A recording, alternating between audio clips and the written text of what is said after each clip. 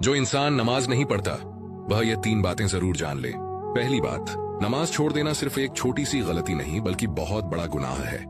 हदीस शरीफ में आता है कि बंदे और कुफ्र के दरमियान फर्क करने वाली चीज नमाज है, यानी जो नमाज छोड़ देता है वह अपने ईमान को खतरे में डाल देता है। दूसरी बात, नमाज छोड़ने वाला अपनी जिंदगी से बरकत खो देता है, चाहे उसके पास माल दौलत हो या सहूलतें, लेकिन दिल का सुकून और घर की खुशियां खत्म हो जाती हैं।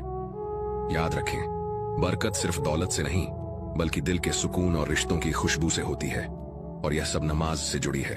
तीसरी बात, कयामत के दिन सबसे पहला सवाल नमाज के बारे में होगा। अगर यह दुरुस्त निकली तो बाकी अमाल आसान हो जाएंगे, और अगर यह बिगड़ गई तो फिर बाकी सब अमल भी जाया हो जाएंगे। सोचें, जिस दिन कोई मददगार न होगा उस दिन अगर नमाज का हिसाब ही पूरा न हुआ तो हम कहां खड़े होंगे।